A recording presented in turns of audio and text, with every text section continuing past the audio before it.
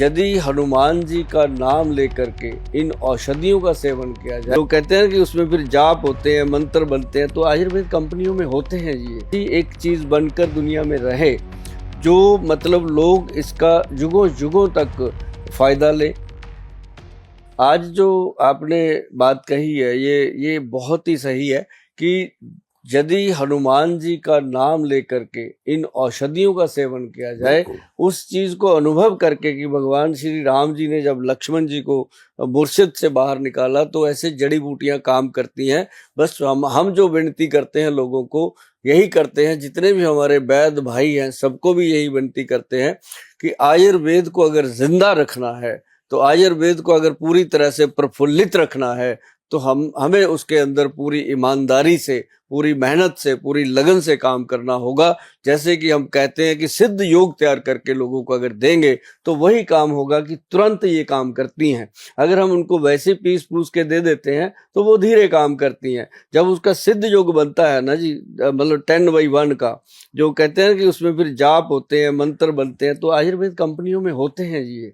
और हमारी कंपनी में हर वक्त गायत्री मंत्र और हनुमान जी के मंत्र चलते हैं, तभी इन दवाइयों का शायद इतना लोगों में प्रभाव बढ़ रहा है और फायदा हो रहा है। मैं आज आपसे ये भी आशीर्वाद चाहूंगा कि हमारी जो ये संस्था है, ये हम रहे ना रहे, दुनिया रहे ना रहे, जो आज 60 का है वो हो सकता है 20-30 साल में दुनिया में ना हो, हम भी ना हो, लेकिन ये ऐसी एक चीज बनकर दुनिया में रहे जो मतलब लोग इसका युगों युगों तक फायदा ले। इसके लिए हमने एक जगह ली है। जैसे लोग कहते हैं ना, बनिए क्या करते हैं, पैसा कमाते हैं तो प्रॉपर्टियां बनाते हैं, तो हमने मंदिर बनाना शुरू किया महाराज जी कि जितना पैसा आता है वो पैसा मंदिर पे लगे, और जब हम दुनिया से जाएं तो वो चीज़ एक ऐसी ट्रस्ट के रूप में दुनिया को मिले जिसमें प्योर आयुर्वेद और आयुर्वेद के वैद्य ही काम करते हो। ये हमारी सोच थी, तभी आज शायद हम आपका आशीर्वाद ले रहे हैं, या कह लो कि आज हम हमारा कुछ अच्छा किया होगा कर्म, जो आज आपके साथ हम बैठ के काम की बात कर रहे हैं। नहीं, इसके लिए मैं आपको बहुत बहुत शुभकामनाएं दे रहा हूँ। और ये बहुत एक अच्छा मैसेज है कि भगवान धन्वंतरी, हाँ, उनका स्वरूप स्थापित करके, उनका विग्रह स्थापित करके, यानी कि हम किसी की शरण हो जाते हैं जिसको हम मानते हैं कि यहाँ से हमें ये मिला है। जैसे मैं सुंदरकांड के पाठ करता हूँ तो मैं बैठते ही व्यासपीठ पर कह देता हूँ, श्री व्यासपीठम शरणम प्रपद्ये, श्री सुंदरकांड पाठ शरणम प्रपद्ये, श्री रामचरित मानसम शरणम प्रपद्ये। तो आपके द्वारा जो भगवान धन्वंतरी की स्थापना हो रही है, कहीं ना कहीं ये उनकी शरणम प्रपद्ये कि भाई हे धन्वंतरी भगवान, हम आपकी शरण में हैं और अब आप ही कृपा करना कि मैं संसार को ये सब आपका दिया हुआ जो ज्ञान है वो बांट सकूं। बिल्कुल जी। ये देखिए, मैं आपको स्वयं बताऊं, मैं बहुत आयुर्वेद में विश्वास करता हूं। मैं बहुत जल्दी सिर दर्द की भी गोली नहीं खाता। मैं मतलब कभी गोलियां भगवान की कृपा से नहीं खाता, क्योंकि और सुबह उठते ही गर्म पानी पीने का अपना नियम है, कुछ चूर्ण वगैरह लेने का नियम है, बाबा रामदेव जी की श्वासरी पीने का नियम है, तो कुछ आयुर्वेद जुड़ा है अपने जीवन से, एलोवेरा पीने का नियम है। तो एक जगह मैं पढ़ रहा था, what is the supreme medicine. Doctor troll हुए बहुत बड़े, उनसे किसी ने कहा what is the supreme medicine, उन्होंने कहा water is the supreme medicine. Water is the supreme medicine. What is the cause of disease, बीमारी का कारण क्या है?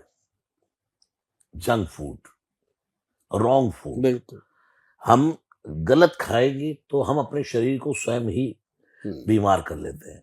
अब आजकल तो कितना भी प्योर आदमी खाने की कोशिश करे तो भी मिलावट, मिक्सिंग उसमें इतनी है कि आदमी कहाँ बचेगा। तो बचाने का साधन आयुर्वेद में है कहीं ना कहीं तक।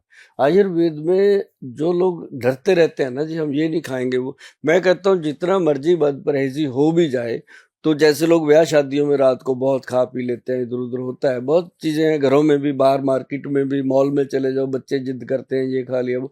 तो जो त्रिफला पाउडर है आयुर्वेद का सबसे बड़ा जो मतलब रसायन जिसको कहा गया, जिसको हम कहते हैं ब्रह्मा विष्णु महेश का ये रूप दिया गया है ग्रंथों में, त्रिफला इसको दिया गया। जैसे आंवला है, हरड़ है, बहेड़ा है, ये 3 चीजें हैं जी। हर्तकी लेकर के तो भगवान धन्वंतरी जी जब समुद्र मंथन हुआ था, जब वो प्रगट हुए थे तो उनके हाथ में हर्तकी ही था, हरड़ का ही पेड़ था, जो मतलब संजीवनी कहा गया, मतलब पेट के लिए। तो हरड़ बहेड़ा आंवला का जो मिश्रण है, ये त्रिफला जो हमारे वैद्य जी बनाते हैं, ये अलग चीज है जी। त्रिफला कहने को बहुत लोग हैं, जैसे कोई कुछ भी कहे, लेकिन जो त्रिफला बनाने का ग्रंथ में योग है, ये हरड़ बहेड़ा और आंवला।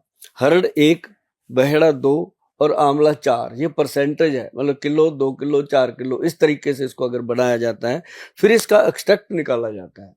एक्सट्रैक्ट निकाल के फिर जो त्रिफला होता है ना जी, ये अगर बच्चे को देना आज शुरू कर दे, तो सुभाष गोयल इसको ले रहा है जी 30 बरस हो गए। 1 चम्मच 5 ग्राम शाम को 5 बजे, और स्त्रियों के लिए बताया गया है कि 1 चम्मच 5 ग्राम सुबह 5 बजे, ये इसका लेने का सिस्टम है। और ये वात पित्त कफ, हरड़ बहेड़ा आंवला वात पित्त कफ तीनों दोष को कंट्रोल करता है, और ये त्रिदोष नाशक माना गया है। और आंवले की तो पूजा होती है भगवान विष्णु के रूप में, शिव के रूप में।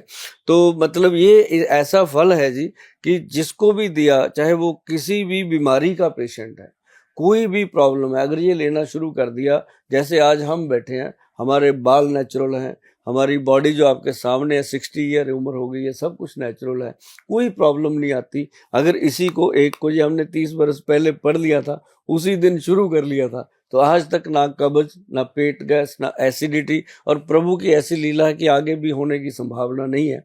कल को हो जाए कह नहीं सकते किसी का, पर ये त्रिफला एक ऐसा औषध है, अगर आप लोग भी इसको माने और प्रभु का नाम लेकर के शुरू करें, तो मेरे ख्याल से इसके बिना दवाइयों की जरूरत ही नहीं पड़ती तंदुरुस्त लोगों के लिए। आप बिल्कुल अच्छी बात कही आपने। आयुर्वेद की शरण में हम भी और चलेंगे अब। बिल्कुल हम भी बिल्कुल बुढ़ापे की बिल्कुल। और हैं आगे आगे। नहीं, अभी तो आपको युवा, मैं कहता हूँ जब आदमी 60 का होता है, फिर मैं कहता हूँ आज तो 1 साल का हो गया। वाह 60 जो थे वो विपताओं में गुजार दिए, अब 60 के बाद तो जीना है। वाह वाह वाह वाह वाह, बहुत बड़ी बात।